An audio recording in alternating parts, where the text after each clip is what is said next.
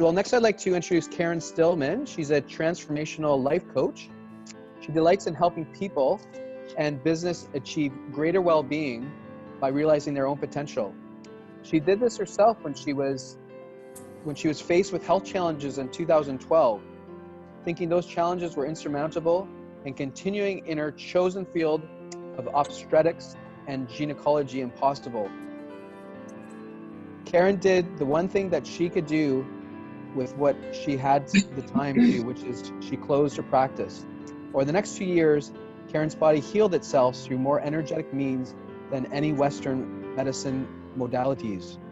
Karen gained greater understanding that the universal success principles were at the root of her newfound well-being. She realized that these concepts were actually the foundation of how she was practicing and treating her clients. Never amazed and always truly delighted, she happily serves several groups.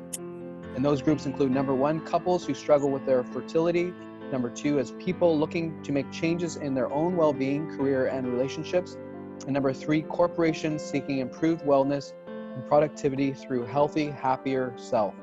So please join me in welcoming Karen Stillman, Dr. Karen Stillman. Good morning, everyone. Thank you for having me here, Paul. It's been an honor, a privilege to participate in this, and I'm truly grateful for this opportunity to serve as few or as many. I'm not sure if you're recording this to post it back later on, but this is such a great event. Thank you. I want to know, can people see the screen with the slide presentation? Yep. Good. Yeah. Great. Well, I first want to thank Tatiana, who commented first on the breath work. It's very important.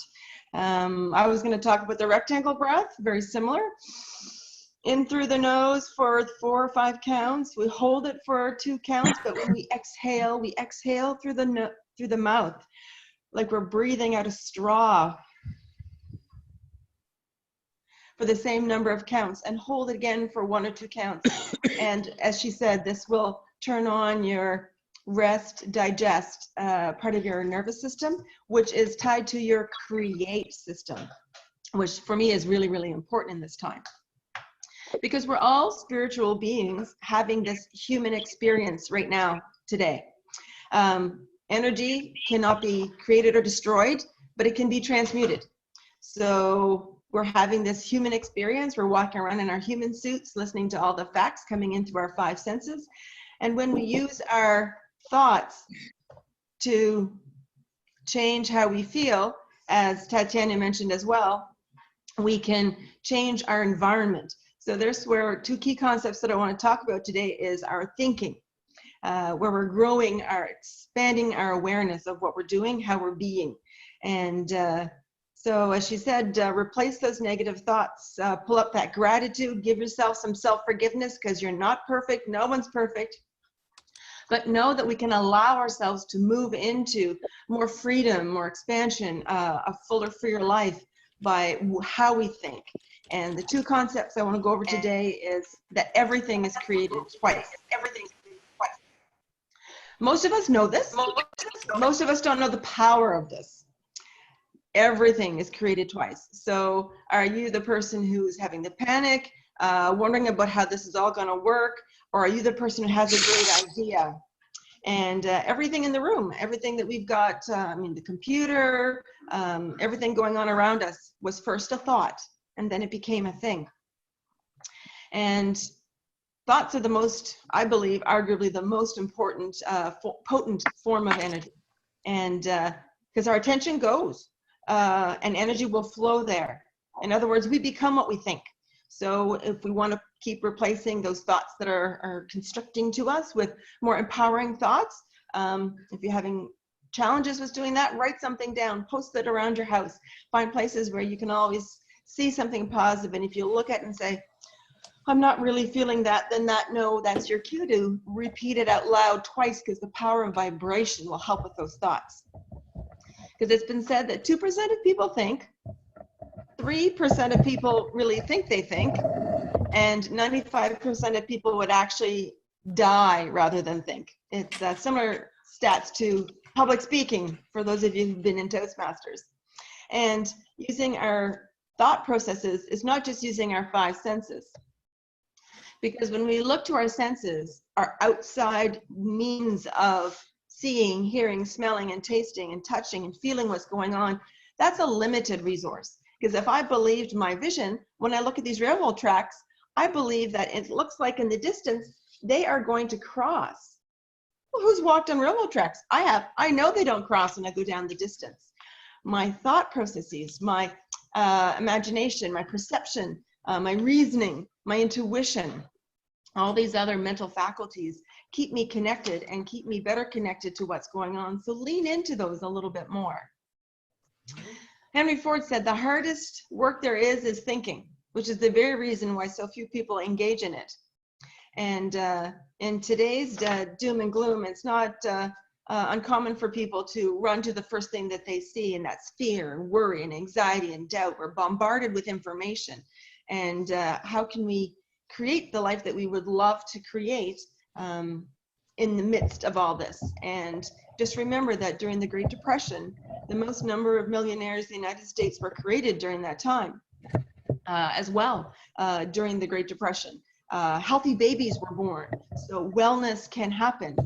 It's all about your mindset and changing that mindset, that fixed part, to being more open-minded and creating the life that you would love. So this, Paul mentioned a little bit of my story, and yeah, I thought that I was dying with my back pain, how I was feeling. My thyroid shut down. Lots of things were just really going on, and I took time out. I did what I had with what I could from where I was, and what I saw I could do at that time was to close my office. And in closing my practice back in 2014, that took time for me. And like Tatiana, took time, and I went to an ashram and spent 6 weeks doing yoga teacher training. I spent 6 weeks walking a Camino de Santiago de Compostela. And I did a Vipassana retreat in Italy where I was silent for 10 days while I went inward and focused on my thoughts and how I felt.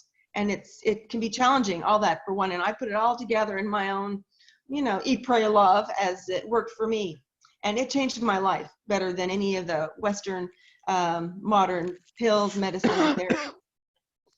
And so because I changed my life, I know that you can too. And this leads into my second concept, and that is, I am more than that. Know that we are connected to something even greater than each other. There is this resource that's out there that is beating our heart, because I can't even make my heart beat once. But there is a power out there that I'm connected to that does that. Some people call it God, the great overall designer. Other people call it universe, source energy, infinite intelligence. It's whatever you call this fundamental higher power, it's there, and it's connected us and connecting us to each other. And I think it's very important for us to remember that there's something else out there, and this is going on with the coronavirus or any other challenge that you could be facing personally, professionally. I won't label them big or small, they're just different. And these experiences are not happening to us, they're happening with us and through us. And so that we know that we can rise above that, because we are more than that. And I love Napoleon Hill, and any of those you in business are probably have read his book, many of his publishings, but he has several. But an idea that's held in the mind that is emphasized, if it's feared, if we're worrying about it, that's where it's going to go. That's the path of least resistance. That's the path where we're going. Those neurons are traveling and keep repeating, as Tatiana said. But if you think of a thought instead and you revere it, like, okay, I am healthy right now. I'm washing my hands. I'm going to rest. I'm going to eat well. Well, you're doing what you can with what you have from where you are. It's really, really important.